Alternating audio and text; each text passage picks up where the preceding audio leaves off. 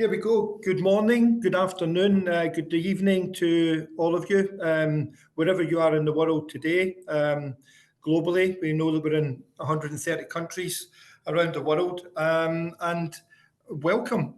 Today's presentation from a construction perspective is one that I feel that I am really interested in. And when I'm really interested in something, I always feel that if I'm interested in it, then everybody that's within this construction group should be interested in it. And I was walking through one of our usual conferences, as we do. We do the conferences every year, and I was up in the conference and I was walking past this stall and I just saw the hemp part, and I looked at this chap and I said to myself, I bet my bottom dollar that's a veteran there. And I'm always in the hunt for veterans, because anybody that knows me, as well as being vice chair of the construction group, past president of IOSH, and veteran advocate, I'm always trying to ensure that our veterans are out there and we're speaking about them, and they're doing great things. And literally within seconds, it was as if I'd known Farad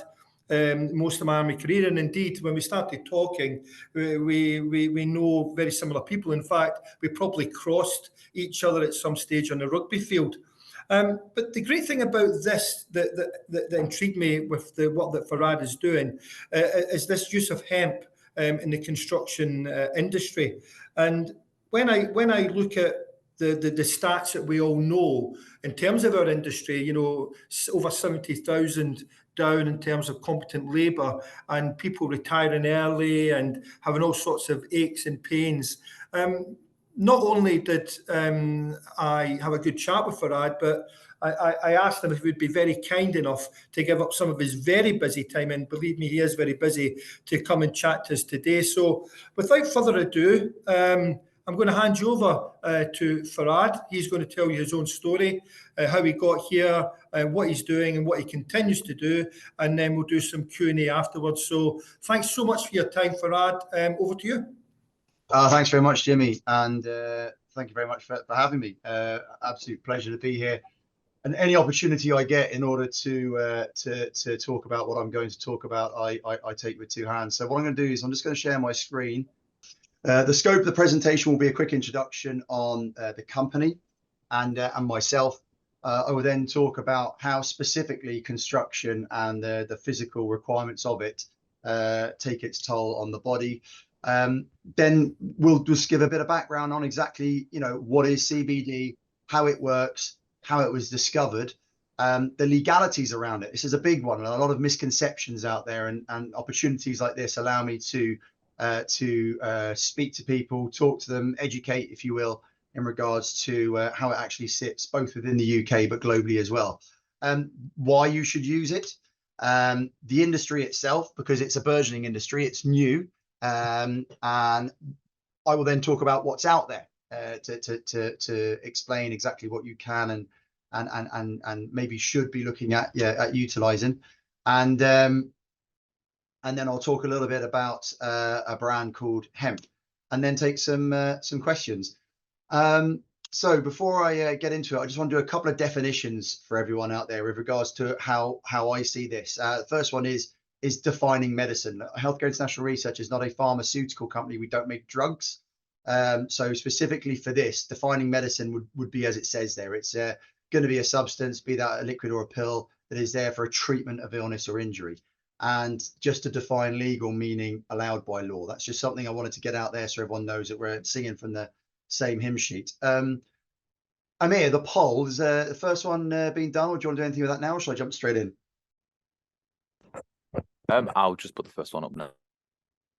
So there is a poll that Amir is putting up there, and I can't actually see it because I'm on the share screen, but it's basically there of, if you could all just answer that at the moment, at the beginning, you know, would you use hemp or CBD products for pain relief? Yes or no? And if you can do that now, and then we'll have a different one afterwards. Thanks very much.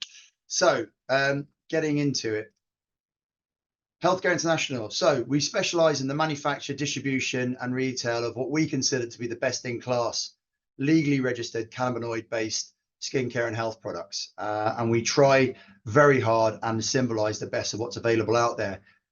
We have a couple of brands. One of them is for health and well-being, which is called Hemp, and one of them is called Mother Sage, which is a skincare brand. So our purpose for the company, simply put, is to bring quality, legitimacy, and basically understanding to an unstandardized industry through our capability as subject matter experts, and in order to ensure that, you know, ultimately consumer well-being is something that is the forefront. Our mission, as it says there, to create opportunities for the consumer to have a more comfortable and enjoyable lifestyle. And we do this because of our efficacy and our compliance with our regulated products. And my vision for the company, simply put, is to be the best that there is. I've given myself 3 years in order to achieve that. We're 2 years in, and we are pretty much on track to do that. Which leads to the, well, who am I? I'm 17-year British Army veteran. I spent most of that time specialised with 3 Commando Brigade. I was a very, very keen rugby player, very keen sportsman. And when you add those two together, it meant that I had to have a hip replacement about 4.5 years ago, because I got injured in Afghanistan on my first tour, where I got chucked out of my vehicle because I was in a contact. And basically, it just led to severe osteoarthritis. It led to all sorts of issues I've had with my knee and my left leg. I've had various operations, and I sit here now, you know, 46 years old almost. I've had reconstructed ankle. I've had a fake hip.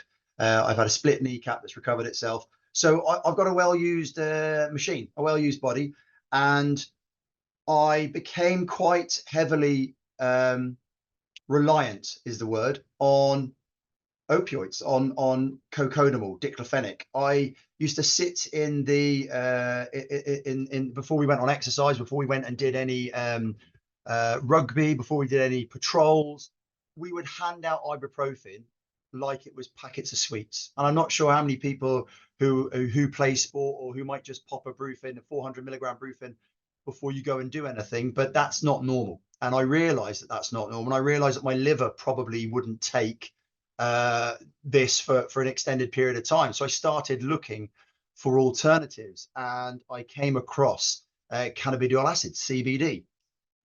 So that's me. And if we look now with regards to construction and how that and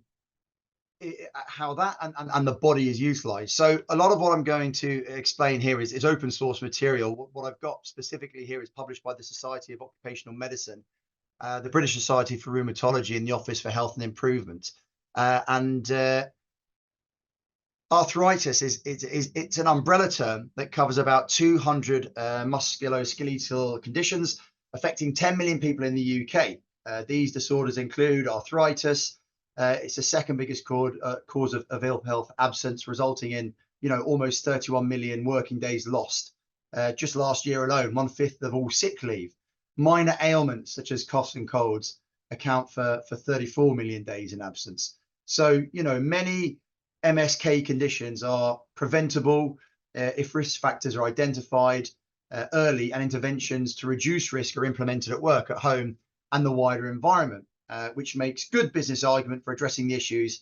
You know, inactive people are more at risk of increased MSK, and it's vital to support young people with MSK conditions to pain early to prevent future problems. And what I'm quoting you here is actually directly taken from IOSH, actually, because the stats that I'm putting up here, which, you know, as you see there, 2.8 million people under the age of 35 in the UK live with an MSK condition.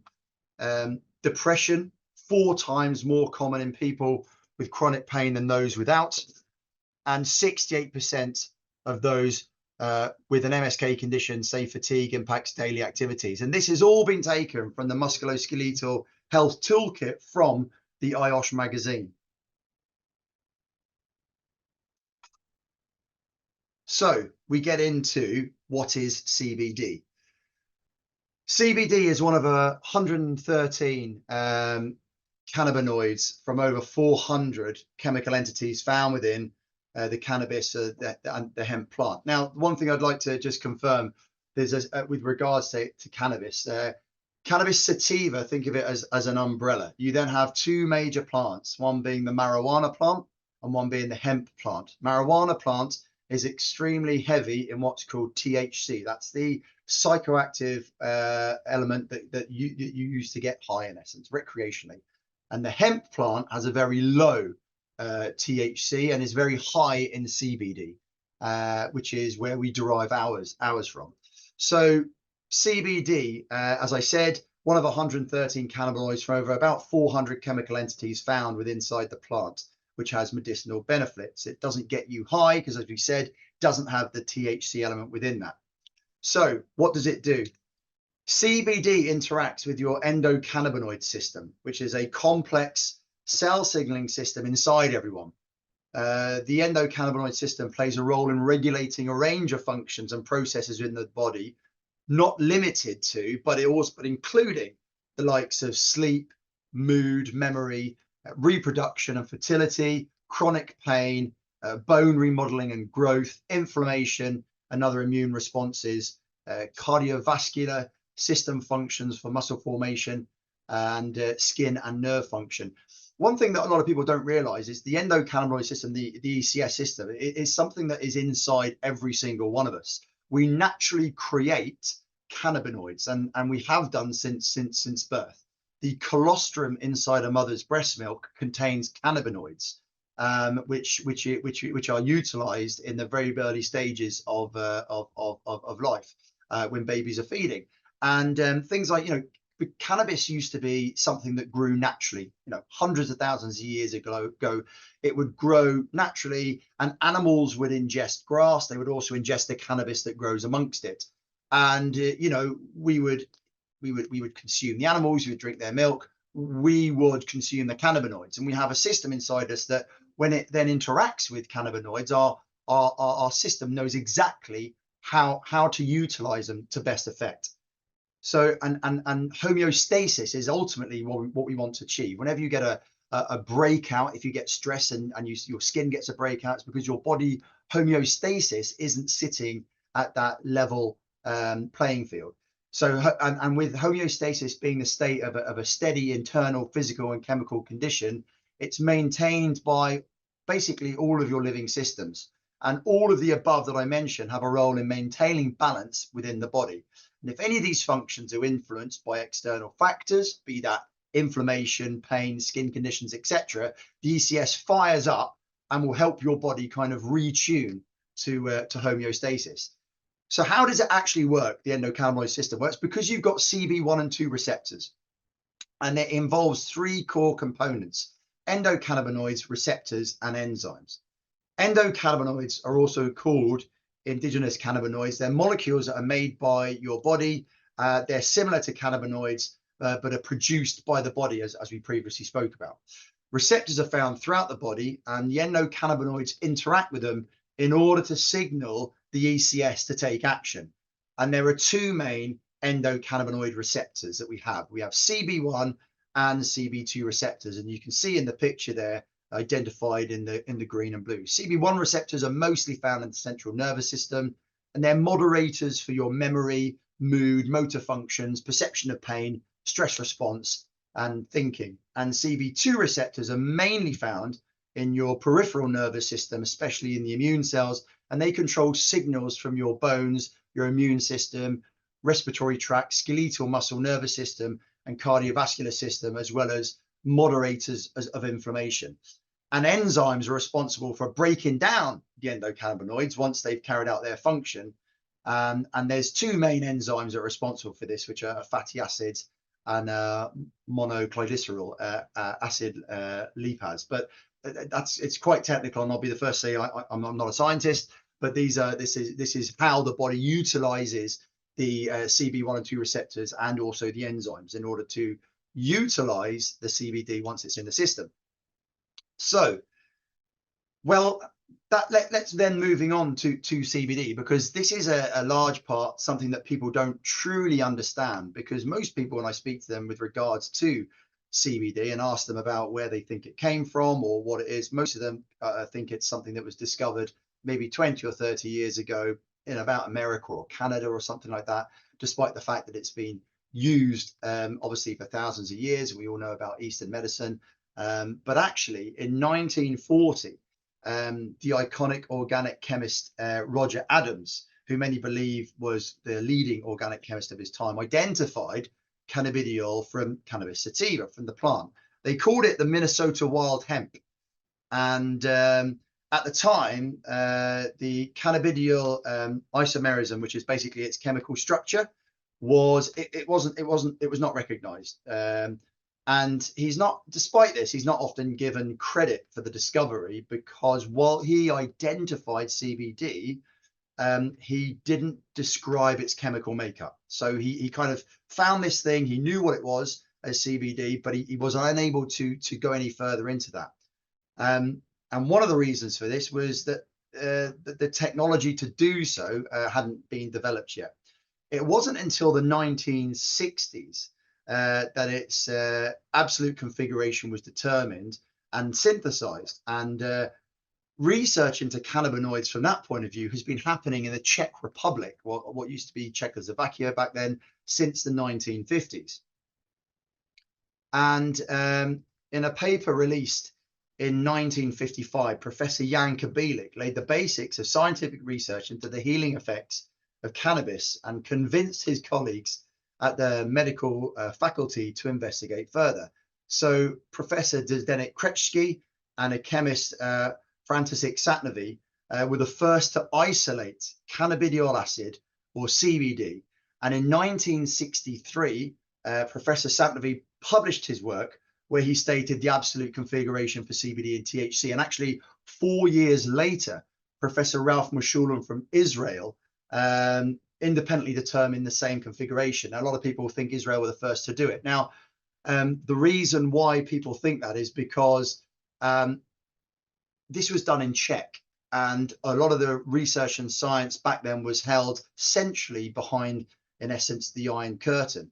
So the Czech analytical chemists and who were the leading authority in this field, actually in 1992, a chemist called William Devane isolated and first described the structure of endogenous cannabinoid neurotransmitters. Now, many of these groundbreaking products were written in Czech, held behind the Iron Curtain, in essence, held centrally, so they weren't really known. If they were written in English, they would probably at this stage now be cited in journals all around the world. So it's a bit of a little known fact in just how much the Czech Republic have in regards to their understanding of this, right the way through to today. Studying cannabis in the Czech Republic today, specifically in the scientific universities, is something that is perfectly natural, perfectly normal, similar to studying horticulture over here. So let's get into the legalities of this now. So is it legal? Well, CBD is not classed as a narcotic drug. So in reviewing a series of World Health Organization recommendations on cannabis and its derivatives, the Commission on Narcotic Drugs zeroed in on the decision to remove cannabis from Schedule 4 of the 1961 Single Convention on Narcotic Drugs, where it was listed alongside specific deadly addictive opioids, including heroin, and recognized as having little to no therapeutic purposes. Well, that was removed, and it's no longer that. So in November 2020, the European Court of Justice published a judgment stating that cannabidiol extracted from the cannabis plant should not be considered a drug under the 1961 United Nations Single Convention on Narcotic Drugs. So the 53 member states of the CND and the UN Central Drug Policy Making Body voted to remove cannabis from that schedule, where it had been placed there for 59 years. So what does that mean? It means that it was then accepted everywhere. And for instance, the World Anti-Doping Agency, WADA, they no longer prohibit this in professional sport. You can utilize CBD and you will not fail a World Anti-Doping test, or for instance, an EU workplace drug test that both the UK and Europe utilize.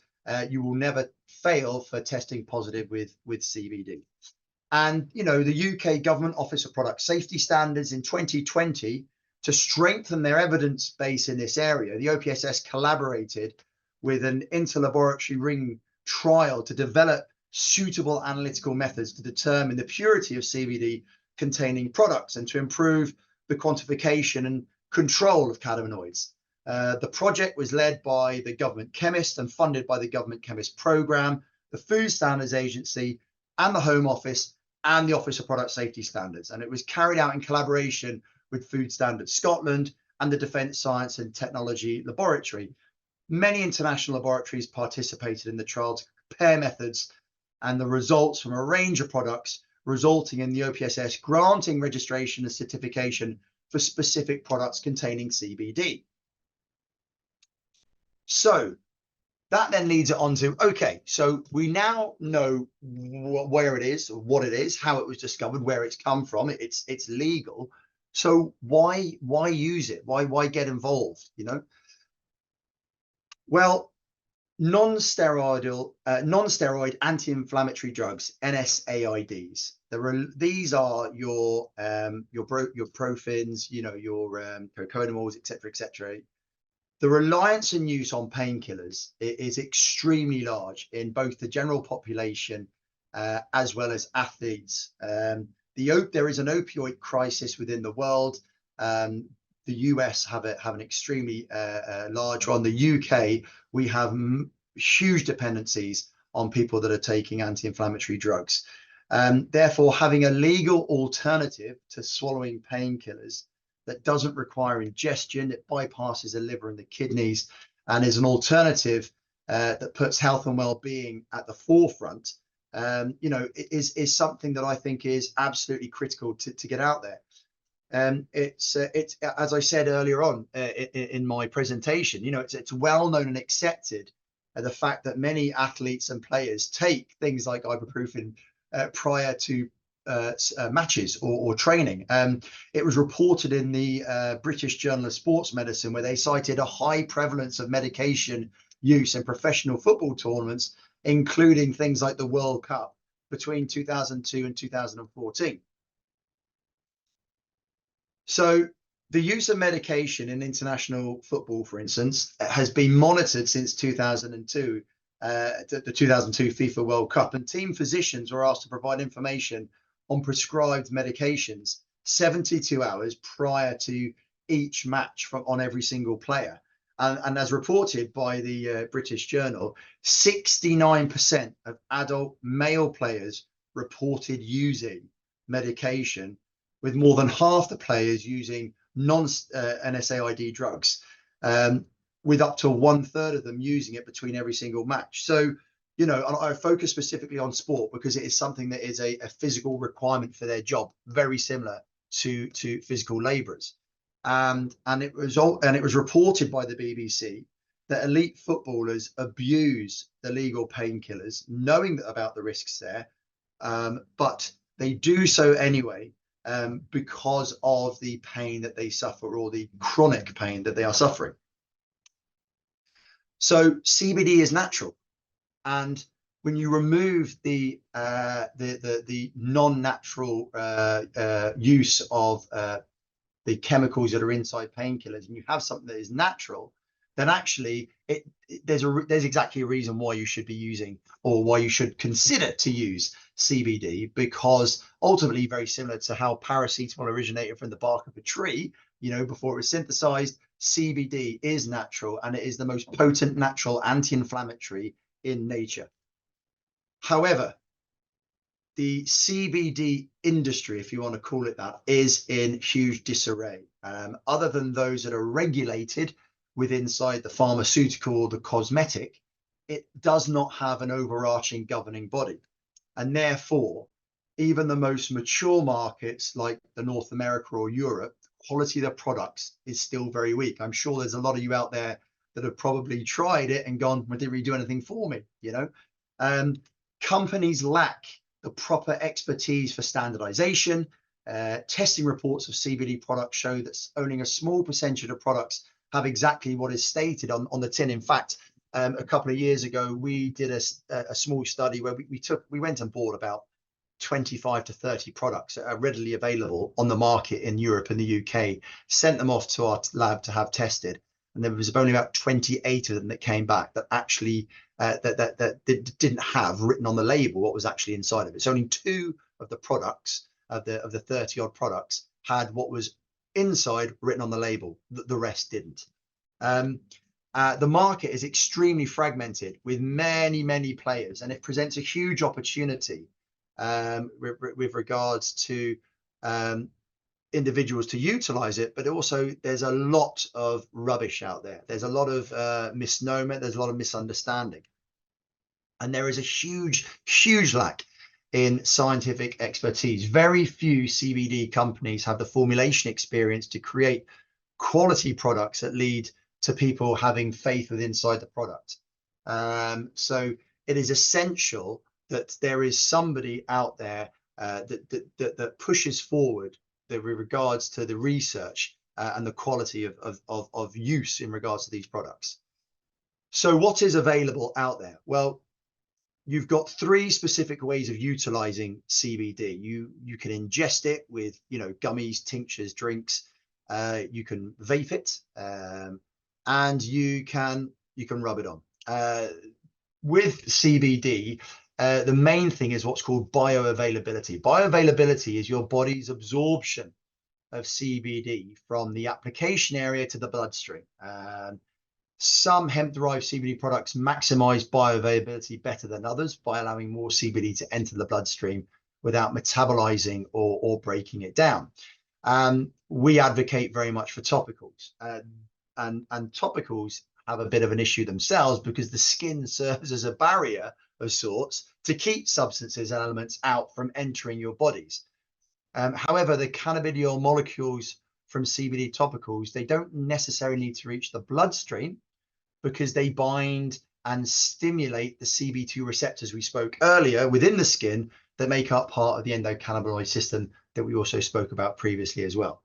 And this allows to what's called transdermal penetration. It's a painless method of delivering formulations systematically by applying them directly onto healthy skin.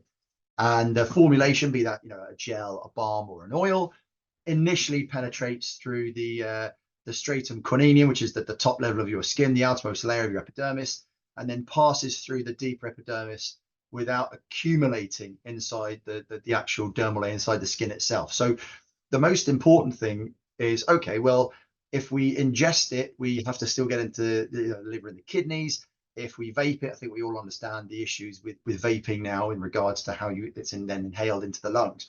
So if you want to get to alleviating a muscle or a joint ache, the best way therefore would be actually if you could get it there via a topical, because you can apply it directly to where it needs to be. It's something that you can have in a bag, a drop of a hat, you whip it out, you rub it in. However, as we've just spoken about, transdermal penetration of the skin barrier is exceedingly difficult to achieve.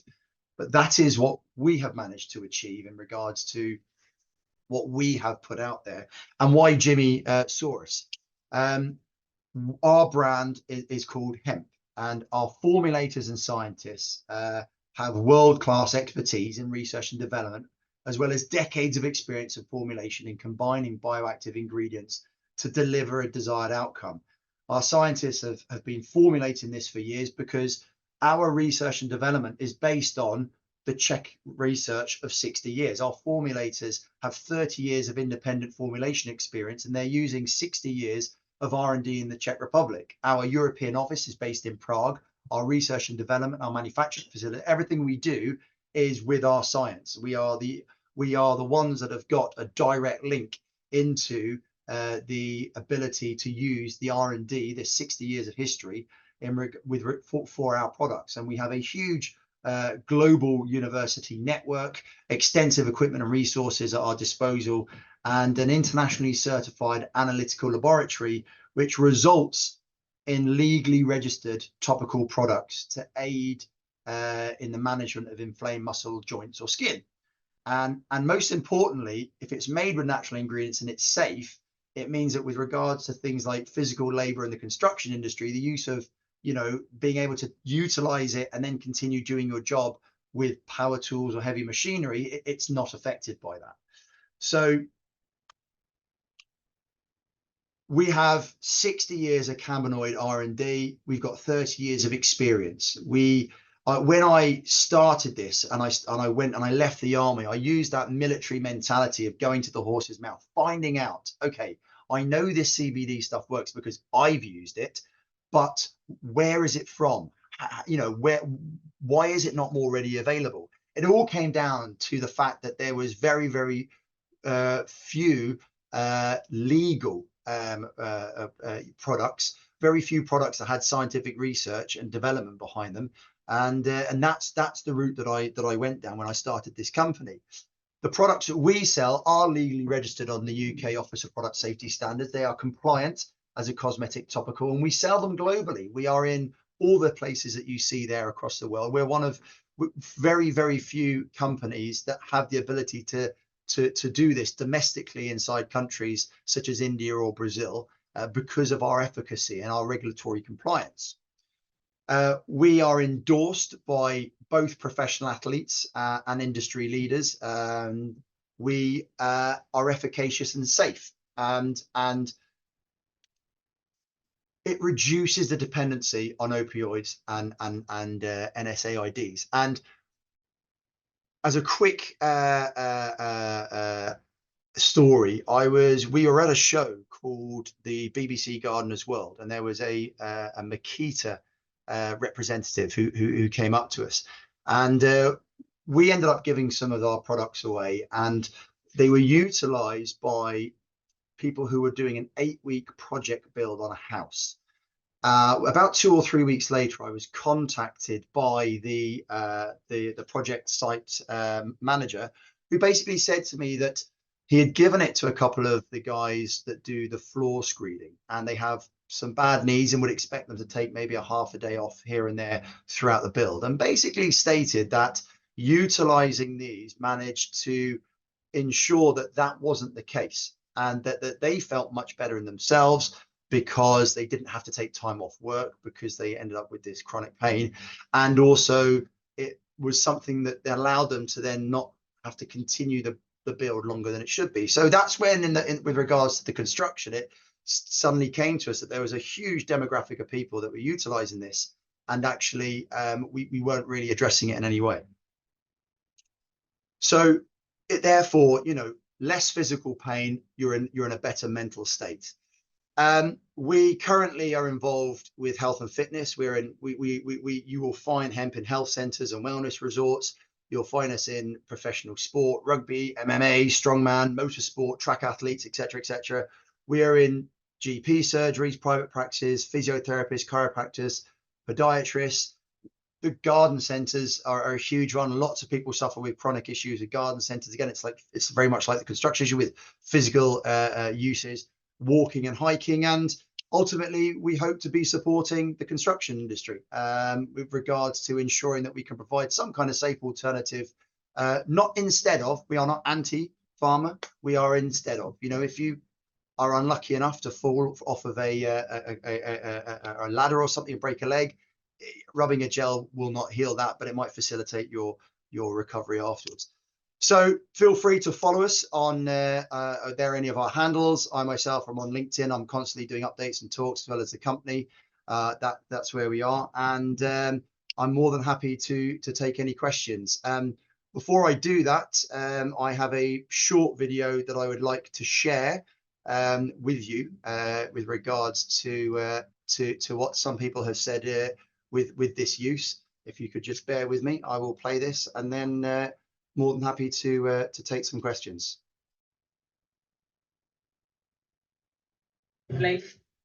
So.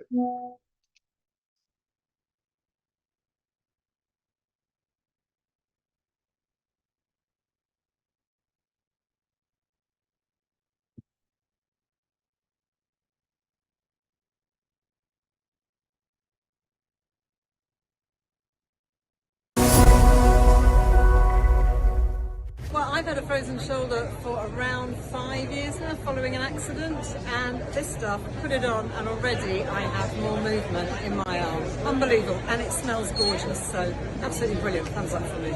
I tried some of this product, literally rubbed it in. Within 2 minutes, I've gained instant relief. Absolutely amazing effects. No pain. I'm absolutely good to go. Thanks so much, guys. This is really personal. There's no way that I can really fake this, and I'm not going to fake it because I'm severely in pain. You know, it really works. It really works for me. It really works for everyone else who's tried it. I've had issues with this for 5 years now. This stuff is magic. This is not a paid testimonial. Just if you're an aging strong man or you've got some niggles, honestly, this stuff is the absolute nuts. It's unbelievable, and don't take my word for it. I've tried it for the first time. 7 minutes later and my knee has unlocked itself. I've got no pain. It worked miracles. All the pain that I had in my joints, my muscles and stuff like that. Can't recommend this more. Which I'm very proud of, and I owe a lot. I'll stop it there, purely because we are getting a lot of questions. You get the idea.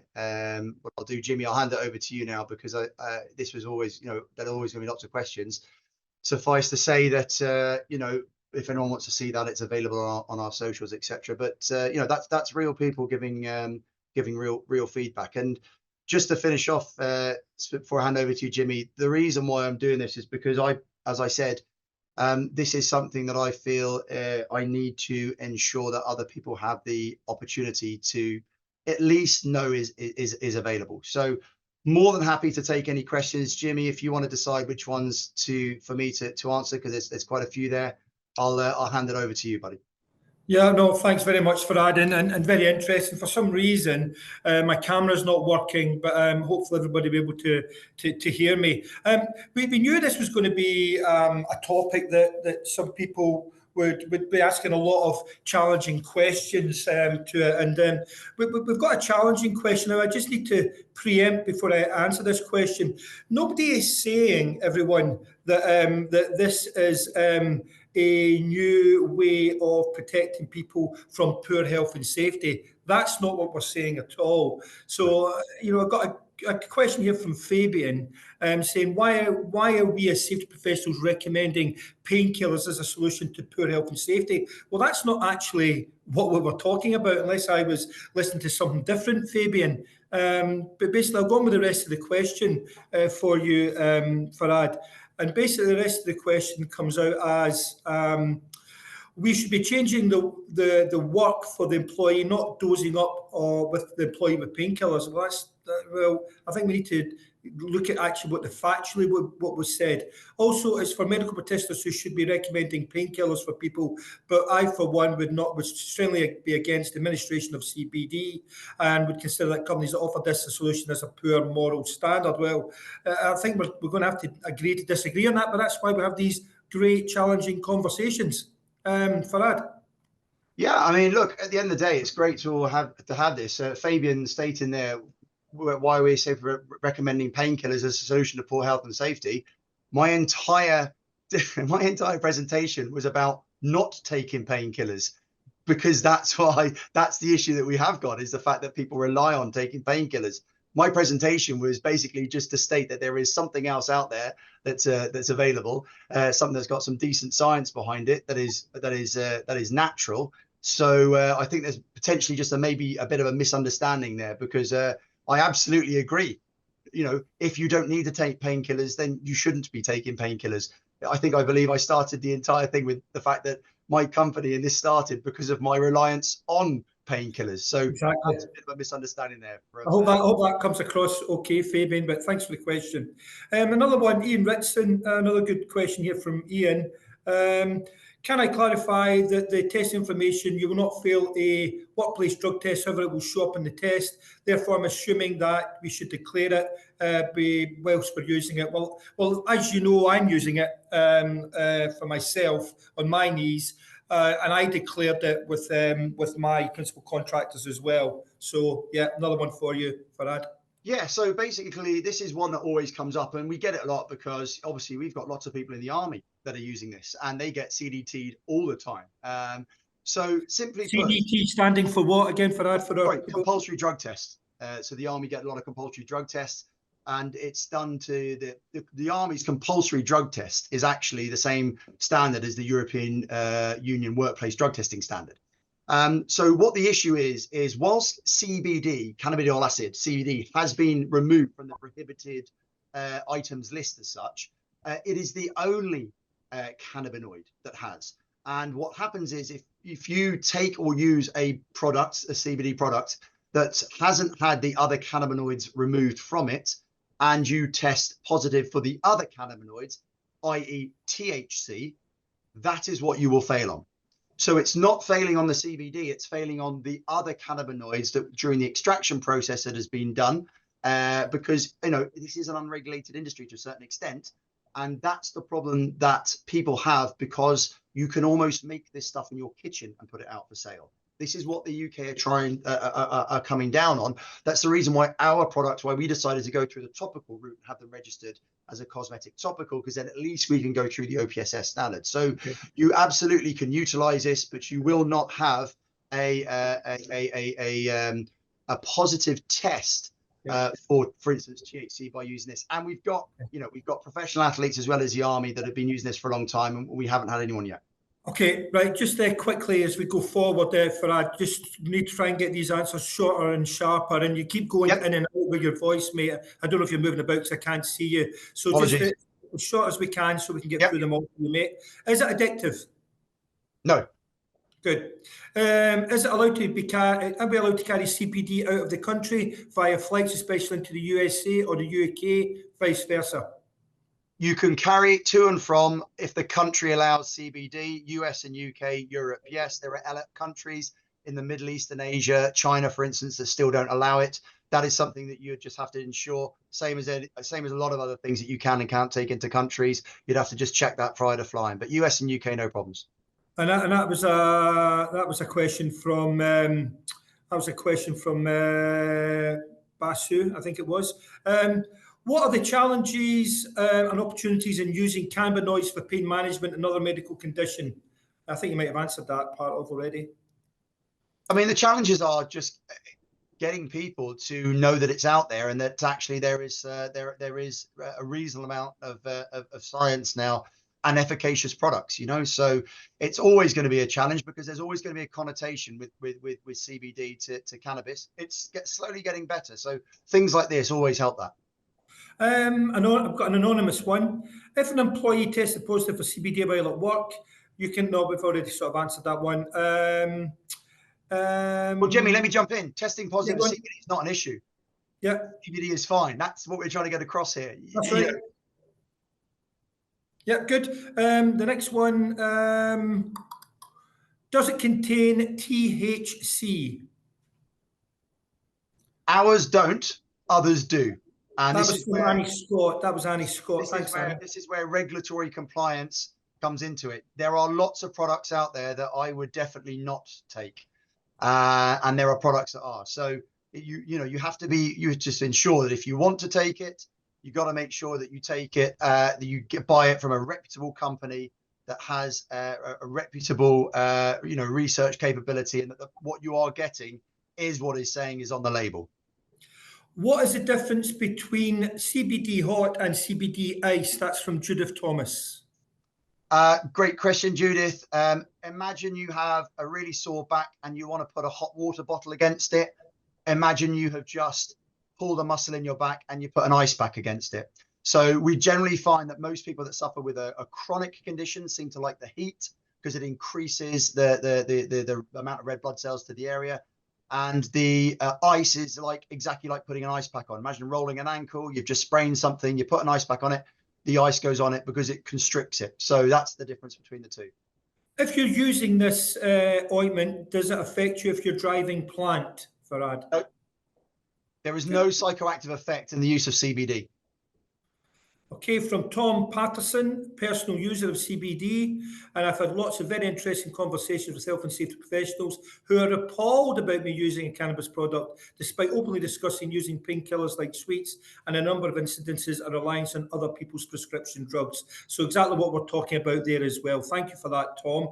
Just on that, Jimmy, let me yeah. say that to you. There's one thing I always say to people, which makes them think twice, and it's specifically to the last question. If you ask someone who says that type of thing, have you ever taken a painkiller or an opioid painkiller? You know, a lot of them would have said yes. You do realize that the opioid part of the painkiller comes from a plant called the poppy plant that also makes heroin. That doesn't mean that you're a drug addict. There is an element of the cannabis plant that is for recreational use, and there is an element of it that you can utilize for pain relief. Exactly the same for the poppy plant. There is an element of that that you can use and take away for pain management, and there is an element of that that you can use recreationally. When you put it that way, people suddenly realize, actually, there's a familiarity between the two. Yeah, there's a couple of questions coming up by an anonymous user at the moment, which I'm not going to read out at the moment because you're actually answering them all with the more positive questions that we're getting at the moment, Farad. There's one here from, okay, I think, yeah, how much is the product and how would we order it? I'm sure Farad, if you talk to Farad online via LinkedIn, he'll give you those details. Just type into Google. There's plenty of information on Google, yeah. No problem. Can you buy it over the counter at chemists? Yes, you can. We're in lots of pharmacies around the country and the world. Well, yes, this recorded session will be available. No problems at all. Okay, here's another one. Do we have any research that it causes any reaction with any other medication that people are taking in, such as BP or heart diseases, or is it safe to be used generally without any considerations to those medications? Good question. Yeah, that was from Syed. Thanks, Syed. See, the CBD, ultimately speaking, and I'm not going to turn around and say you can absolutely use it and you won't get any reaction from anyone. There's always going to be something from someone with any products that are utilized. What I would say is that in most cases, CBD, because it's natural and it utilizes the body's endocannabinoid system and CB receptors that are designed by nature in order to do that.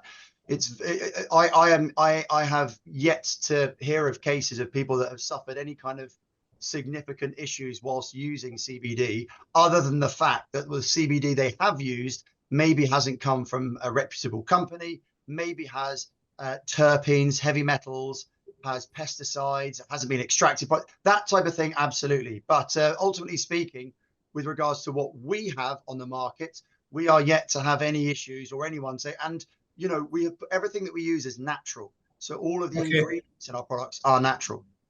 Okay, from Brian Deasley, Farad. Hi, Farad. Do you have any recommendations as to which products are better for which conditions? I see CBD oil and CBD capsules on the market. Is the oil recommended over capsules or vice versa?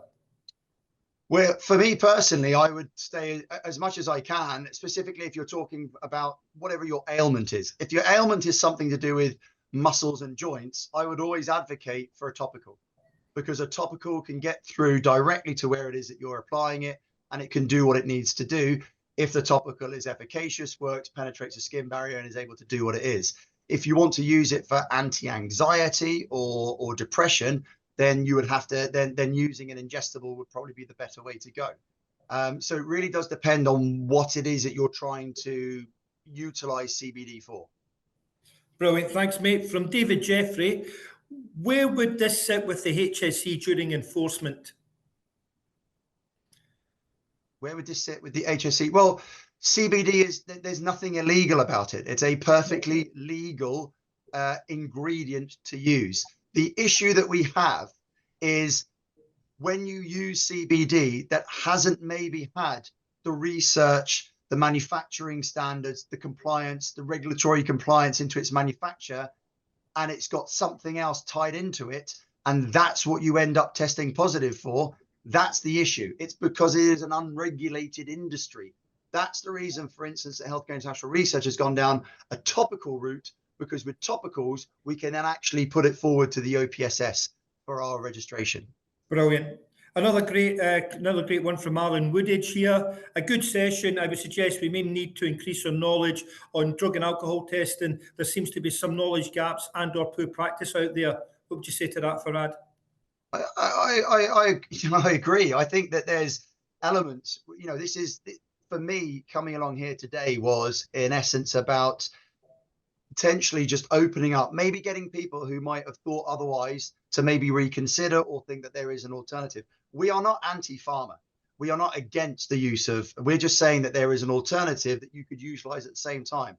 We've had, Jimmy, we've had ex-paratroopers that have been injured who are on 3 fentanyl a day.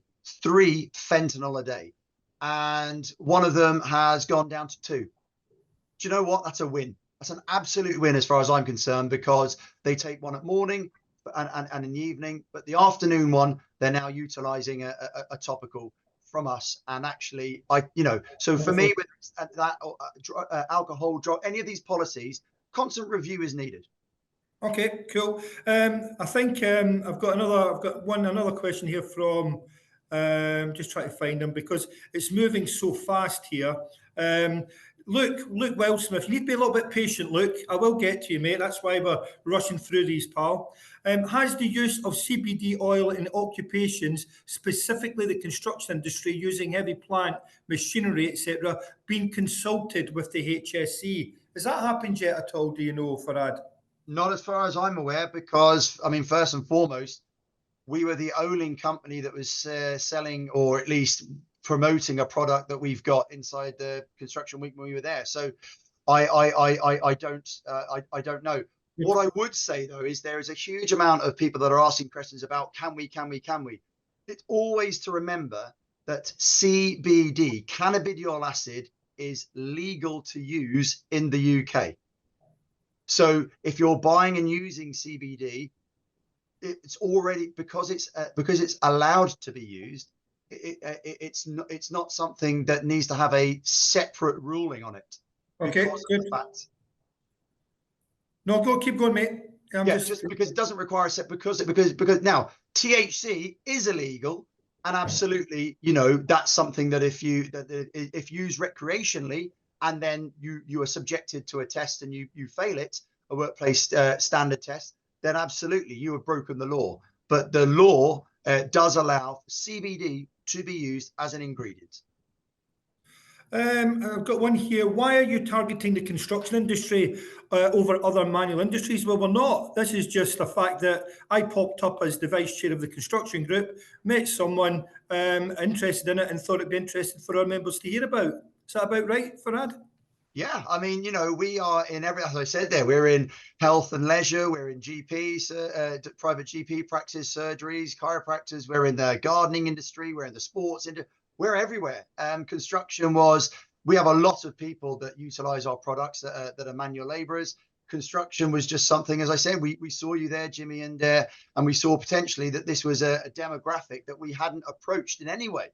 Yet, as I've said, twice as more likely to suffer with osteoarthritis. Yeah, I mean, I do feel sorry for those girls and boys that are doing screening, but that's probably another conversation. Raylene Bruni, cracking question, Raylene, thank you. Is it recommended for pregnant or breastfeeding women? That is a very, very good question. Now, first and foremost, I wouldn't recommend CBD to be used for anyone under the age of 12, any children. And when it comes to breastfeeding and pregnant women, you should always consult your doctor 100%, because some people have and some people haven't. I wouldn't advocate either or. Well, all I would say is that CBD is designed, in how it works, it's an anti-inflammatory. So if it's having an anti-inflammatory effect and your immune system is designed to inflame, if you introduce it too early on, then the immune system is never getting the opportunity to do what it should do, which is to become inflamed, to learn how to deal with things. So that's why, as far as I'm concerned, I would never really utilize it on children. And for breastfeeding or pregnant, absolutely refer to the label, because the label on any product will always state what you should be or shouldn't be recommended to do. Right, so David Jeffries just bought some. He just said thanks very much based on this presentation. Here's another one. I'm loving this chap, Brian Deasley. I'm fully sold. If it's good enough for Adam Ash and Finn Russell, it's good enough for me. And again, they're sports people. Just looking for any more. Done. Okay, I think, yeah, we've got through most or all of them, and any other ones that we didn't go, you already answered the questions. Farad, just before I let you sum up, thank you to everyone, all 180 odd of you that attended this quick webinar. This will continue. I've invited Farad to the construction conference on the 6th of March. He may or may not be able to make it. I've also invited him to another conference we're having in July. Again, so that we can take the stage and reach out to more people. It's something I believe that we should have an open conversation about. From myself and on behalf of our members, Farad, you'll have the final moment on stage. But thank you so much for giving up so much of your very, very busy time today. And personally, thank you so much, mate. Oh, no, thank you, Jimmy. I appreciate it. I think there's a second poll that was put up there. So it would just be interesting to see what people think about afterwards. Many thanks for the opportunity. I'd like to caveat that everything that I have said here today, I'm absolutely open to talk about. You can catch me, find me on LinkedIn. A lot of what I said is personal to me, as in these are my experiences. I am not a trained physician. I'm not a scientist. I'm a former soldier that got quite heavily addicted to painkillers, found something that worked for me, and I'm trying to help other people who are in a similar position. That is it. So please take that as you will. Much appreciated, Jimmy. And I look forward to seeing other people in the construction industry in the future.